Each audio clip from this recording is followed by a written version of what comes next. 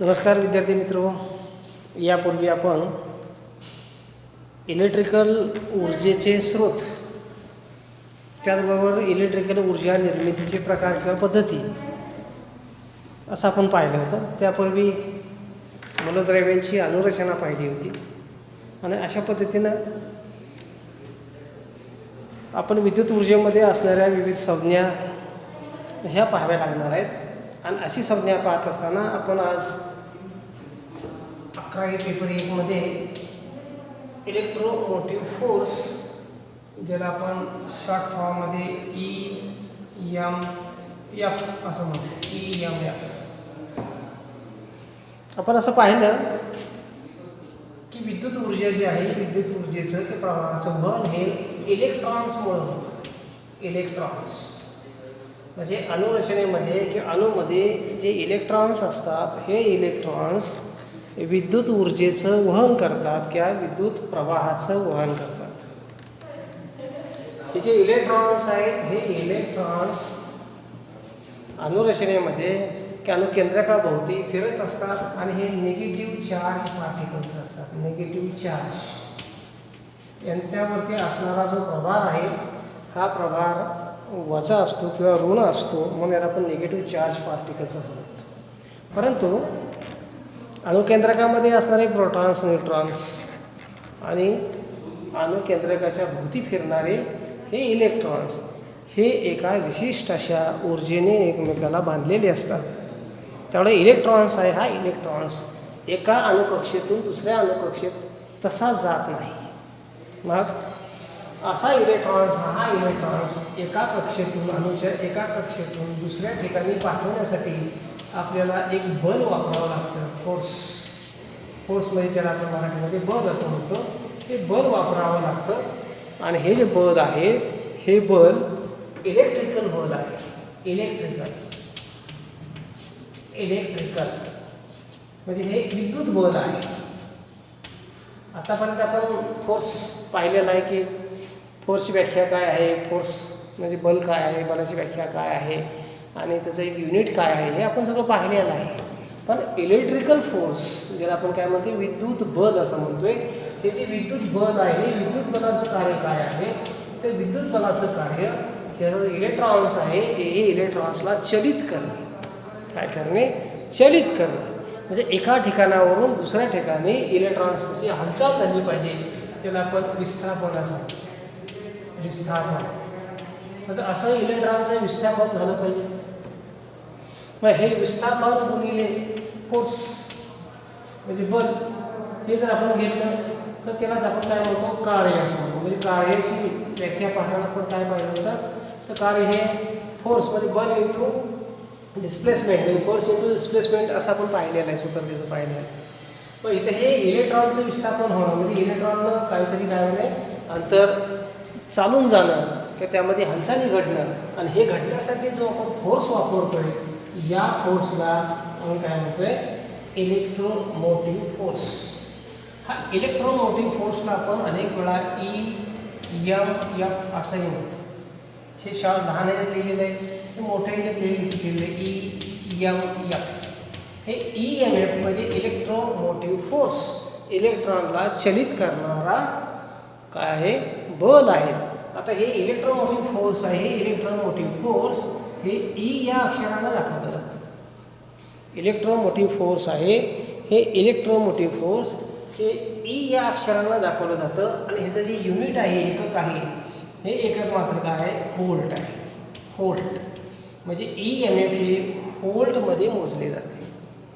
EMF आहे, हे EMF आपण काय करतो, व्होल्टमध्ये मोजतो. व्होल्ट पुस्तकामध्ये जी व्याख्या दिलेली आहे, ती व्याख्या थोडीशी समजण्यासाठी थोडीशी काय आपल्याला क्लिष्ट आहे. मी तुम्हाला इथं असं समजून सांगितलेलं आहे की इलेक्ट्रॉन्स आहेत, ह्या इलेक्ट्रॉन्सला चलित करण्यासाठी, मोटिव्ह करण्यासाठी, हालचाल करण्यास भाग पाडण्यासाठी ज्या विद्युत बलाचा वापर केला जातो किंवा जे बल वापरलं जातं, त्या बलाला इलेक्ट्रोमोटिव्ह फोर्स असं म्हणतात. इलेक्ट्रोमोटिव्ह फोर्स हे E अक्षरानं दाखवलं जातं आणि त्याचं जे एकक आहे, हे एकक काय आहे, व्होल्ट आहे. पुस्तकामध्ये थोडीशी व्याख्या वेगळी दिलेली आहे. आपल्याला हे समजणं महत्त्वाचं आहे. पुस्तकातली व्याख्या जशी तशी लिहायला यायला पाहिजे, पाठ करायला पाहिजे, हे आपल्याला अपेक्षित नाही. आपल्याला अपेक्षित आहे की हा इलेक्ट्रॉन्स आहे, त्या इलेक्ट्रॉन्समुळे वाहणारा जो प्रवाह आहे, हा प्रवाह वाहण्यासाठी जे आपल्याला बल लागेल त्याला मी काय म्हणतो आहे, इलेक्ट्रोमोटिव्ह फोर्स असं म्हणतो. आणि हे इलेक्ट्रोमोटिव्ह फोर्स आपल्याला काय लागतं, तर ही अत्यंत करंट इलेक्ट्रिसिटीमधील महत्त्वाची संज्ञा आहे. त्याच्यानंतर जे आहे त्याला आपण म्हणतो मराठीमध्ये विभवांतर. विभवांतर त्यालाच इंग्रजीमध्ये काय म्हणतो आपण, इलेक्ट्रिकल पोटेन्शियल किंवा potential difference. Potential difference short form आहे, त्याला आपण PD असेल. PD पोटेन्शियल डिफरन्स, विद्युत विभवांतर. मग विभवांतर म्हणजे काय आपण जर पाहिलं तर बघा, इलेक्ट्रिकल सर्किट आहे, ह्या इलेक्ट्रिकल सर्किटमध्ये अनेक घटक जोडलेले असतात. समजा पॉईंट A आणि हा पॉईंट B आहे, हा पॉझिटिव्ह आहे, हा निगेटिव्ह आहे असं आपण समजूया. म्हणजे प्रवाह जो वाहणार आहे तो या दिशेने वाहील. असा वाहणारा हा जो प्रवाह आहे, याच्यावर असणारा जो प्रभार आहे, प्रभार, हा प्रभार या दिशेने वाहत असताना हळूहळू हळूहळू पुढे सरकत गेला आणि तो इथं आला. काय काही अंतर चालून गेल्यानंतर मग काय होतंय, तर त्यावरचा प्रभार आहे, हा प्रभार कमी होतो. म्हणजे A पॉईंटवर असणारा प्रभार आणि B पॉईंटवर असणारा प्रभार यांच्या पातळीमध्ये फरक पडतो. पातळीमधील फरक याचा अर्थ त्यावर असणारा प्रभारावरील फरक. प्रभार हा आपण पाहिलेला आहे. प्रभार म्हणजे काय, त्यालाच आपण चार्ज असं म्हणतो. म्हणजे एका बिंदूपासून दुसऱ्या बिंदूपर्यंत जर आपण काय केलं, एखादा प्रभार आपण मोजला आणि तो वाहू लागला आणि तो मोजला, तर दोन्ही ठिकाणी आपल्याला वेगवेगळे प्रभार मिळतात. म्हणजेच A ठिकाणी असणाऱ्या प्रभाराची पातळी किंवा त्यावरचा असणारा चार्ज आणि B ठिकाणी असणाऱ्या प्रभाराचा चार्ज यामध्ये फरक असतो आणि या फरकालाच आपण पोटेन्शियल डिफरन्स असं म्हणतो. विद्युत विभवांतर असं म्हटलं जातं. विद्युत विभवांतर म्हणजे काय, तर दोन पॉईंट दरम्यान विद्युत पातळीमध्ये असणारा फरक. म्हणजे इथं असणारी विद्युत पातळी आणि इथं असणारी विद्युत पातळी यामध्ये फरक असतो आणि तो फरक म्हणजेच काय, इलेक्ट्रिकल पोटेन्शियल डिफरन्स. त्यालाच आपण मराठीमध्ये विद्युत विभवांतर असं म्हणतो. आणि विद्युत विभवांतर हे सुद्धा व्होल्टमध्येच मोजलं जातं. कारण हे काय आहे, व्होल्टेज आहे, काय इलेक्ट्रोमोटिव्ह फोर्सच आहे. त्यामुळं हा जे काय विद्युत विभवांतर आहे, हे विद्युत विभवांतर आपण व्होल्टमध्ये मोजतो. थोडंसं समजायला अवघड जातं, तरीसुद्धा हे विद्युत विभवांतर आहे का, त्याला मी काय म्हणतोय, पोटेन्शियल डिफरन्स आहे असं आपण म्हणूया. मग पुढं मला व्याख्या पाहायला लागते करंटची, प्रवाहाची. प्रवाह म्हणजे काय, करंट म्हणजे काय. करंट म्हणजे काय म्हणता येईल आपल्याला, करंट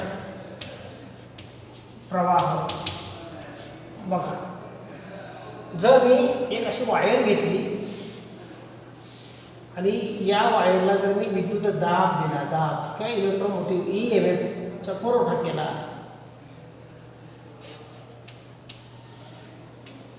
तर काय EMF आहे, हे EMF V व्होल्ट एवढा आहे आणि याच्यामधून हे वाहणारे जे इलेक्ट्रॉन्स आहेत, हे इलेक्ट्रॉन्स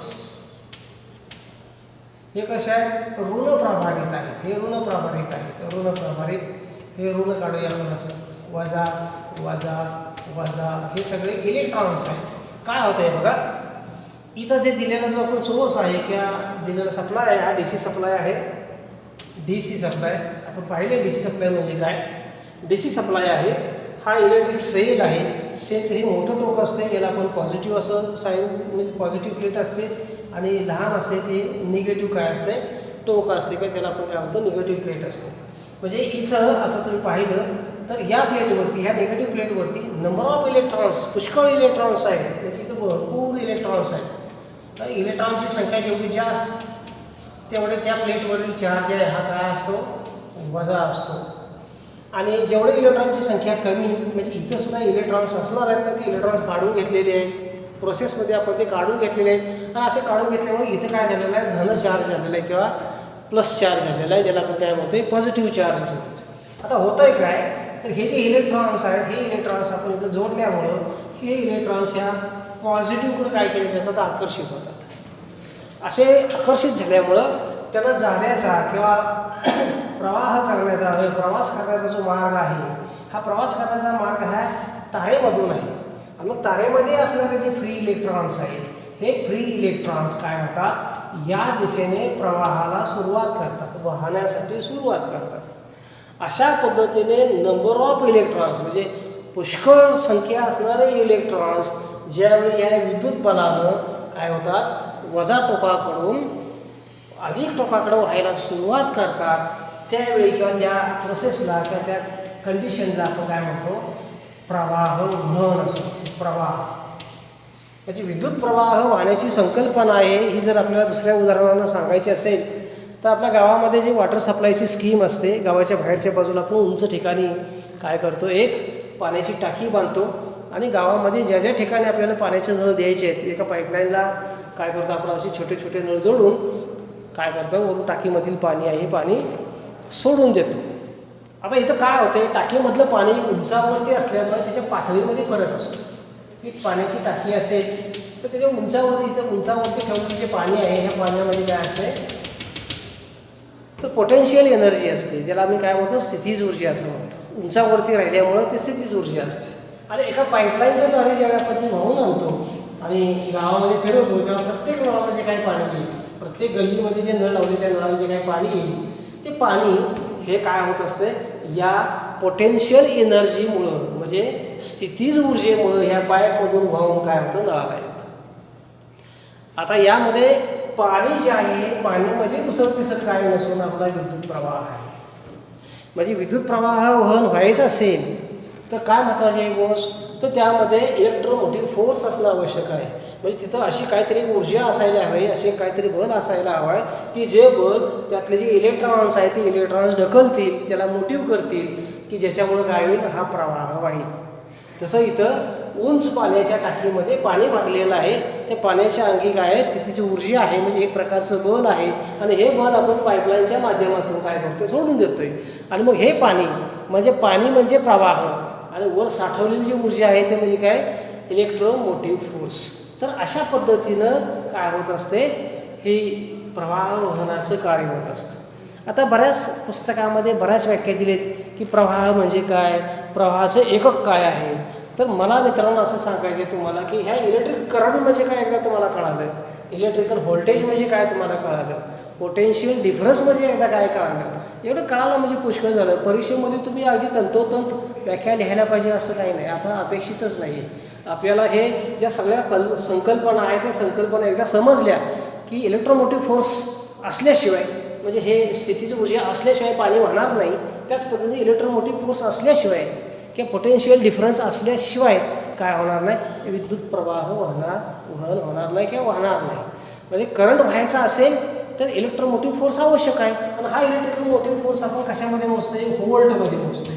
आणि म्हणूनच आपण त्याला व्होल्टेज असं म्हणतो. व्होल्टेज थोडं कमी पडलं बल्ब डिम लागतो याचाच अर्थ त्याला मिळणारा जो फोर्स आहे तो कमी मिळतो, त्यामुळे इलेक्ट्रॉन्स कमी वाहतात. इलेक्ट्रॉन्स कमी वाहिल्यामुळे प्रवाह कमी वाहतो, आणि प्रवाह कमी वाहिल्यामुळं जे काय आपण औष्णिक परिणाम पाहिला होता विजेचा किंवा प्रवाहाचा औष्णिक परिणाम, त्या औष्णिक परिणामामुळं काय होत असेल, उष्णता निर्माण होत असते. आणि त्याच्या पुढचा जो प्रकाशीय परिणाम आहे, ज्याला आपण लायटिंग इफेक्ट असं म्हणतो, हा लायटिंग इफेक्टमुळं त्या बल्बमध्ये काय होत असते, प्रकाश ऊर्जेची निर्मिती होत असते. म्हणजे प्रकाशाची निर्मिती ही पूर्णपणे कशावरती अवलंबून आहे, प्रवाहाच्या क्षमतेवरती अवलंबून आहे. हा प्रवाह कशावरती अवलंबून आहे, तर आपल्या ह्या इलेक्ट्रोमोटिव्ह फोर्स किंवा साध्या भाषेमध्ये व्होल्टेजवरती अवलंबून आहे. जर आपलं व्होल्टेजच नसेल तर प्रवाह वाहणार नाही. दुसरी एक आणखी महत्त्वाची गोष्ट लक्षात ठेवायची आहे की हा जो विद्युत प्रवाह आहे, हा विद्युत प्रवाह नेहमी क्लोज सर्किट जर पूर्ण असेल तरच वाहतो. आता याचं साधं उदाहरण आपल्याला सांगता येईल की बऱ्याच वेळा आपण गावात काय कार्यक्रम असतात आणि कार्यक्रमामध्ये आपण काय करतो, जेवण ठेवलेलं असतं. अशा जेवणाच्या वेळी ज्यावेळी लोकांना वाटप होतं त्यावेळी तुम्ही बाजूला जे काही डांब असतात किंवा तारा असतात इलेक्ट्रिकचे, त्यावरती बरेचसे कावळे बसलेले असतात. प्रत्येक कावळा हा त्या तारेवरती बसलेला असतो आणि त्याला शॉक लागत नाही. मग तारेमधून वीज जरी वाहत असेल किंवा तार ती चार्ज असेल तरीसुद्धा तिला शॉक लागत नाही.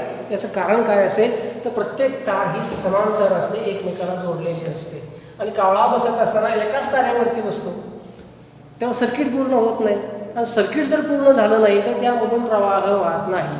म्हणजे प्रवाह वाहण्यासाठी आणखीन काय कंडिशन आहे तर कोणत्याही परिस्थितीमध्ये काय असलं पाहिजे, इलेक्ट्रिकल सर्किट कंप्लीट असलं पाहिजे किंवा क्लोज असलं पाहिजे. असं क्लोज सर्किट असेल तरच विद्युत प्रवाह वाहतो. मग विद्युत प्रवाह आहे, हा विद्युत प्रवाह जर आपल्याला मोजदाद करायचे असेल तर कशामध्ये मोजायला पाहिजे तर तो आपण ॲम्पियरमध्ये मोजतो. ॲम्पियर, जसं आपल्याकडं पाटील, कदम किंवा आणखी काही काटकर अशी आडनाव आहेत, तसं ॲम्पियर हे एक आडनाव आहे. म्हणजे एका शास्त्रज्ञाचं ते नाव आहे आणि त्यांनी शोध लावला काहीतरी या आपल्या विद्युत क्षेत्रामध्ये, काय त्यानं काहीतरी श्रेय दिलं असेल किंवा असं भरीव काम केलं असेल, मग त्याच्या स्मरणात हे नाव दिलेलं आहे ॲम्पियर. हे जे ॲम्पियर आहे, जर आपण कोणी शोध लावला, समजा मी शोध लावला असा तर करंटचा काय झाला असं एकक सवाल असा आला असता. पण तसं नाही ना, आपण शोध लावत नाही. आपण पार्ट्या करतो, यात्रा करतो, उत्सव करतो, तेव्हा आपल्याकडून काही शोध लागत नाही. शोध लावायचे असते त्याला झपाटून देऊन काम करावं लागतं, खूप वेळ द्यावा लागतो आणि एका ध्येयानं आपल्याला काय लागतं ग्रासलं पाहिजे असं लागतं. डोक्यामध्ये एकच ध्येय असावं लागतं, ते तसं राहत नाही.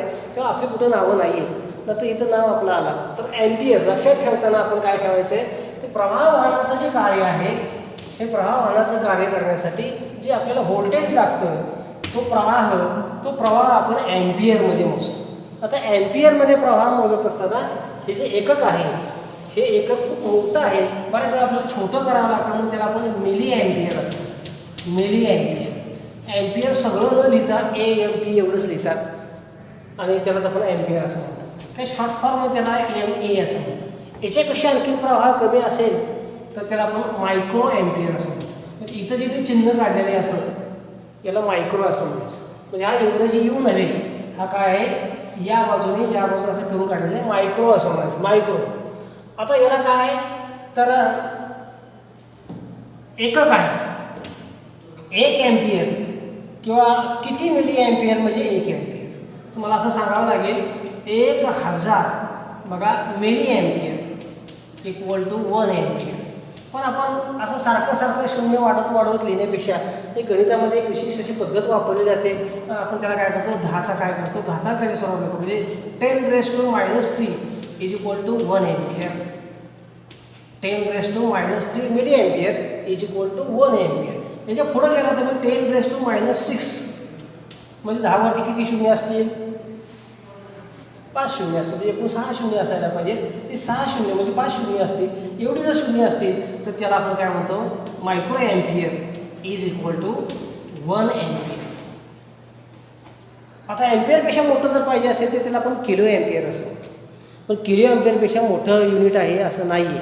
व्यवहारामध्ये ॲम्पियर आणि किलो ॲम्पियर हे जर आपण वापरले 200 ॲम्पियर 300 ॲम्पियर 500 ॲम्पियर तर त्याचा एवढा प्रचंड असा मोठा काय आहे प्रवाह असतो की आपण किलो ॲम्पियर मेगा ॲम्पियर अशामध्ये काही मोजत नाही. व्होल्टेज मोजत असताना मात्र आपण किलो व्होल्ट्सपर्यंत व्होल्टेज मोजत असतो.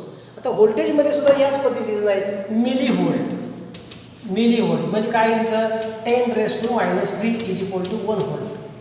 म्हणजे एका व्होल्टचा 1000वा भाग. त्याच्या पुढे गेलो तर आपण काय म्हणणार आहे मायक्रो व्होल्ट.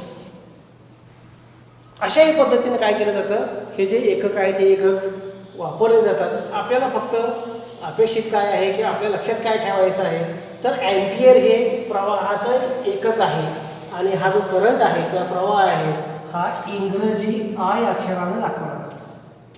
म्हणजे presented by capital letter I. म्हणजे कधीही आपण करंट हा दाखवत असताना इंग्रजी आय अक्षरानं दाखवणार. आता अनेक वेळा हा करंट कधी हा छोट्या लहान अक्षरानं दाखवला जातो. तो त्यावेळी कधी दाखवायचा हा त्यावेळी तुम्हाला सांगितलं जाईल. पण प्रवाह हा कॅपिटल इंग्रजी आय अक्षरानं दाखवला जातो आणि तो ॲम्पियरमध्ये मोजला जातो. हे मात्र विसरायचं नाही. आपल्याला बऱ्याच वेळा परीक्षेला असं युनिट आणि त्याची विद्युत राशी अशा जोड्या लावामध्ये विचारलं जाईल किंवा गाळलेल्या जागामध्ये विचारलं जाईल किंवा बहुपर्यायामध्ये तुम्हाला असा प्रश्न विचारला जातो. हे झालं इलेक्ट्रिकल करंट. इलेक्ट्रिकल करंट झाल्यानंतर आपल्याला काय पाहायचं आहे तर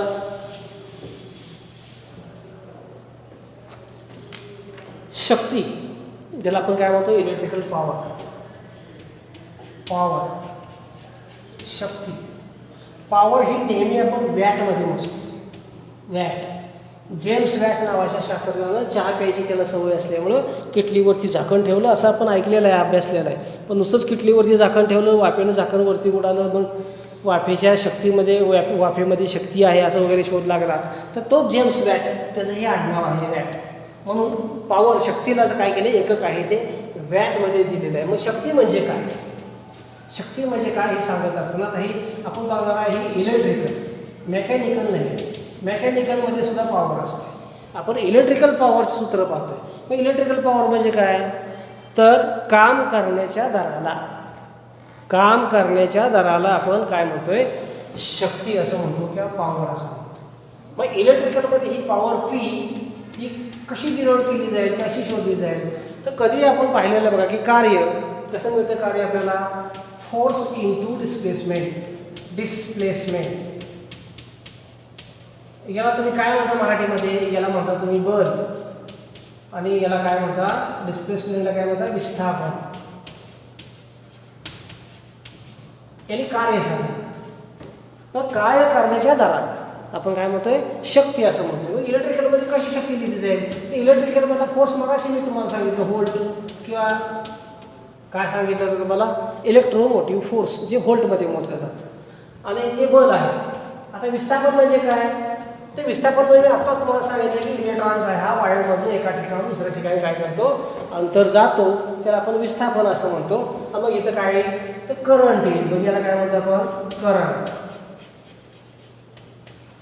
इज इक्वल टू, आता हे जे व्होल्टेज आहे आपण व्ही अक्षराने लिहितो, करंट आहे आपण आय अक्षराने लिहितो, म्हणजे power P is equal to काय येईल आपल्याला, व्ही इंटू आय. व्ही म्हणजे व्होल्टेज, आणि काय येणार आहे, आय फॉर करंट. आणि कशामध्ये मोजते आपण, वॅटमध्ये मोजते, वॅट.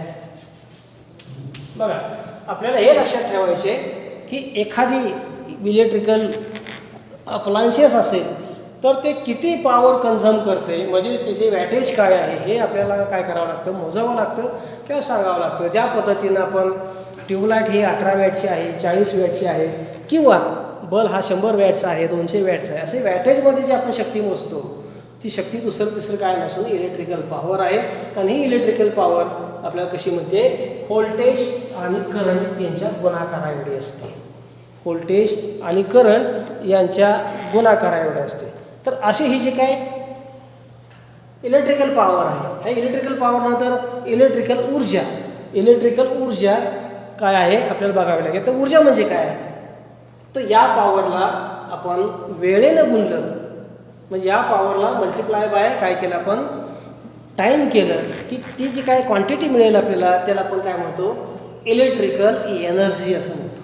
इलेक्ट्रिकल एनर्जी ही कशामध्ये मोजली जाते, वॅट आवरमध्ये मोजली जाते. वॅट आवर, वॅट, आणि आवर म्हणजे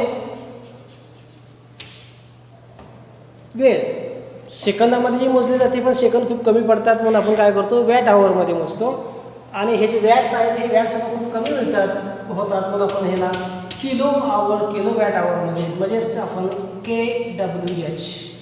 आपल्या घरामध्ये जी वीज आपण वापरतो ती मोजायसाठी जो मीटर वापरला जातो त्या मीटरलाही आपण KWH मीटर असं म्हणतो, म्हणजे किलो वॅट आवर मीटर, की त्याला दुसऱ्या बाजूला म्हणजे लाईटचा मीटर असं म्हणतो. हा जो लाईटचा मीटर आहे हे दुसरं काय नसून किती कालावधीमध्ये म्हणजे किती वेळेमध्ये किती कालावधीमध्ये विद्युत ऊर्जेची किती खपत झाली किंवा वापर केला गेला याचं रिडिंग दाखवणारा किंवा याची मात्रा दाखवणारा मीटर म्हणजेच KWH मीटर.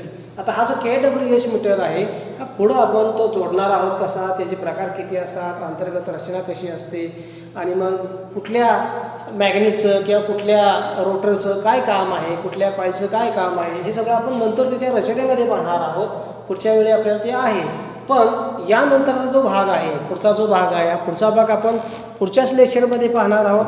पण तो जो महत्त्वाचा भाग आहे तो आहे घरातील लाईट बिल आहे. हे लाईट बिल किती युनिटप्रमाणे किती लाईट बिल आलं किंवा युनिट्स कसे कॅल्क्युलेट केले जातात हे आपण पाहणार आहोत.